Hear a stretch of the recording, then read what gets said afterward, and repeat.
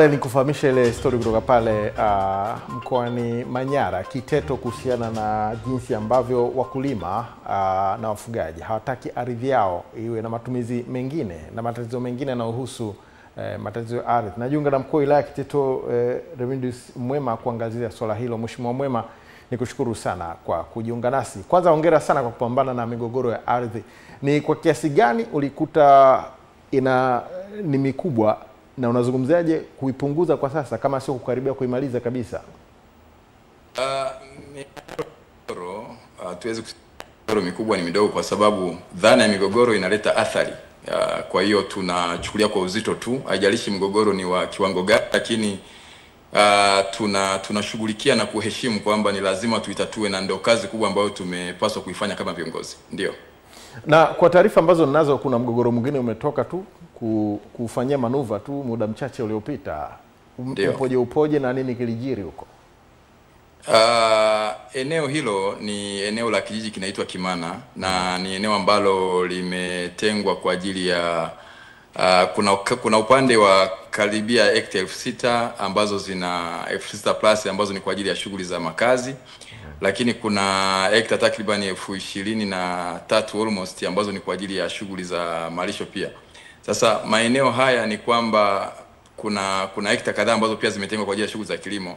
Mgogoro unaibuka pale ambapo kunashindwa kuheshimika kwa sehemu ya matumizi, kwamba yale maeneo ambayo yametengwa kwa ajili ya shughuli za malisho na watu wanaingia kwa ajili ya shughuli za kilimo, lakini wakati mwingine sehemu za kilimo watu wanafanya shughuli za malisho.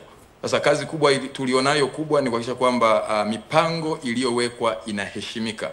Sasa eneo hilo ambalo nadhani kwenye taarifa ya habari nimeliona hapo, ni eneo ambalo sehemu kubwa ipo eneo ambalo limetengwa kwa ajili ya shughuli za malisho, lakini sasa watu wamekuwa wakivamia kwa ajili ya shughuli za kilimo. Niseme jambo moja, serikali tunafanyia kazi maeneo hayo na tunaendelea kuchukua hatua, na mara kadhaa tumetoa taarifa tu kwa baadhi ya Watanzania wenye nia njema ya kufanya shughuli za kilimo ndani ya wilaya ya Kiteto, kwamba pale ambapo mtu anapokuja kufanya shughuli za kilimo ndani ya wilaya ya Kiteto ni vema wakapitia kwenye mamlaka husika za vijiji, lakini pia na idara ya ardhi kujiridhisha na maeneo ambayo wamekodi au wamekodishiwa kwa ajili ya shughuli zima za kilimo.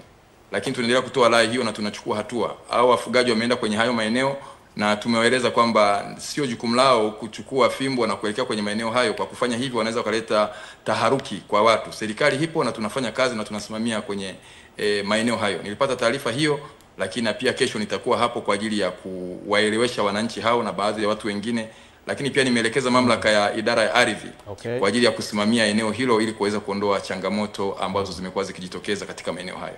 Na Mheshimiwa Mwema, tutaendelea kufuatilia yanayojiri huko. Kwa sasa nikutakie heri ya Christmas inayokuja. Nashukuru sana. Tuko kazini. Asante. Ndio. Shukrani sana. Nikiongea na Mheshimiwa Remedius Mwema, mkuu wa wilaya Kiteto. Muda